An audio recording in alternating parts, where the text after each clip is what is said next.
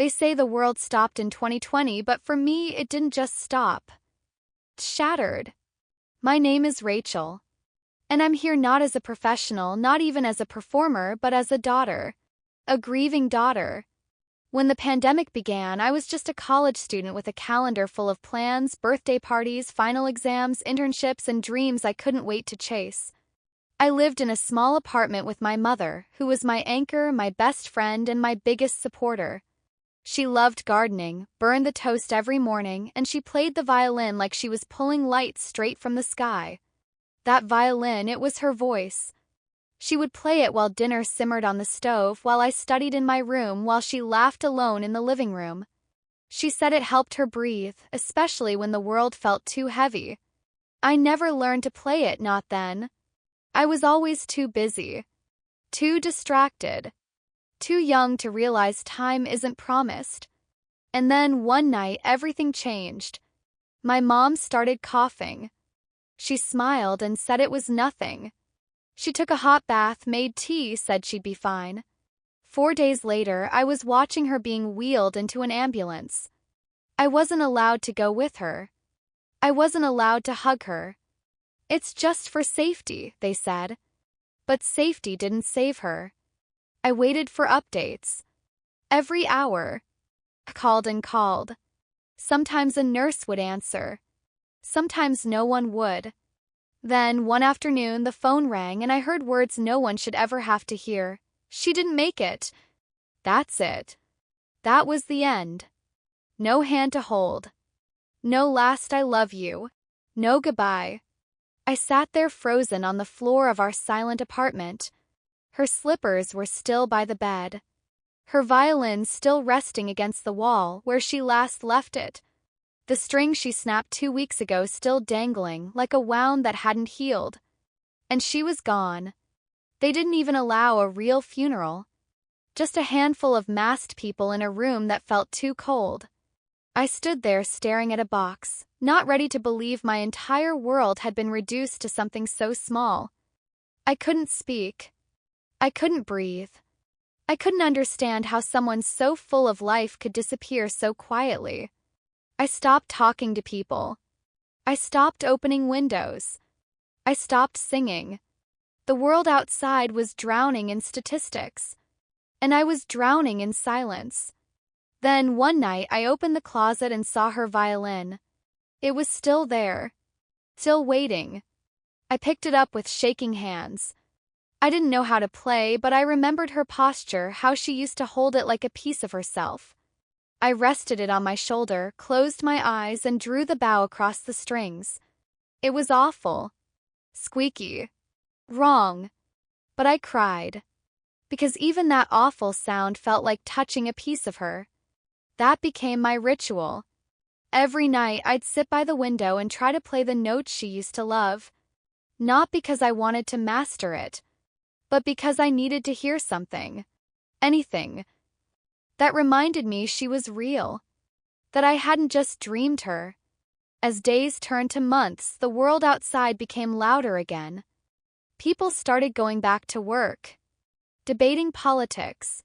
Moving on. But I wasn't ready. I wasn't angry at them. I just couldn't follow. I had lived through something that changed me, and I needed space to understand who I was now. I started recording little melodies. Just simple ones. Broken and raw. I'd send them to friends. Some would cry. Some would say nothing. But all of them felt something. And that's when I realized my mom used the violin to speak when words failed her. And now, so was I. She used music to comfort others. To heal. And I wanted to carry that forward. I began practicing every day. Teaching myself her favorite songs. The ones she played on rainy afternoons. The lullabies she hummed when I had nightmares. I felt like I was learning her all over again, not through memory but through melody. And slowly, I began to feel human again. But I wasn't alone in my pain. The world was full of daughters like me. Sons. Grandparents. Friends. People who never got to say goodbye, who buried their loved ones in isolation, who stared at a screen instead of holding a hand, who sat alone in a dark room waiting for a voice that never came back. We all carried that grief like invisible luggage, and most of us never spoke of it. But I am speaking now, 'cause this silence, this heavy, horrible silence, needs to end. That's why I'm on this stage. Not because I want to win, but because I want to remember. I want to honor her. I want to give her the goodbye she deserved. With music. With love. With everything I couldn't say that day they closed the hospital doors in my face. So tonight I won't sing. I won't speak. I will do what she did. I will let the violin speak for me. This instrument was hers. Every scratch, every worn edge, every groove holds a memory. Her laughter, her warmth, her life. And now, through these strings, I offer you a piece of that love. A song from my mother. A farewell I never got to give. A melody that carries every unspoken word between us. If you're listening, Mama, if you can still hear me across the silence, I'm sorry I couldn't be there. I'm sorry I couldn't hold your hand. But I'm here now. And this time you're not alone. This time, I'm playing you home.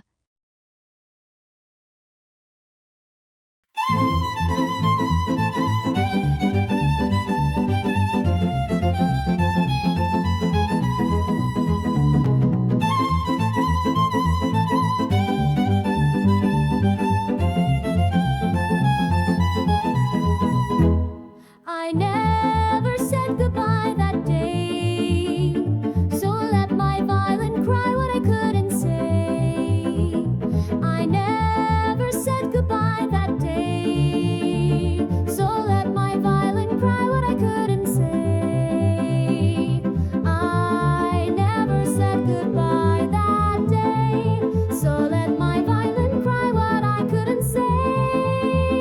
I never said goodbye that day, so let my violin cry what I couldn't say.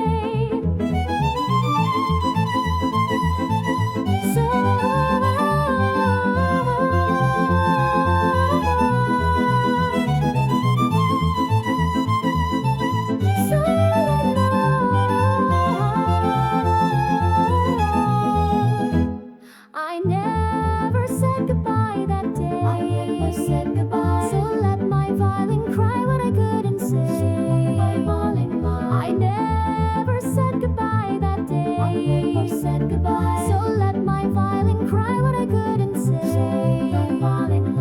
I never said goodbye that day. So let my violin cry what I couldn't say.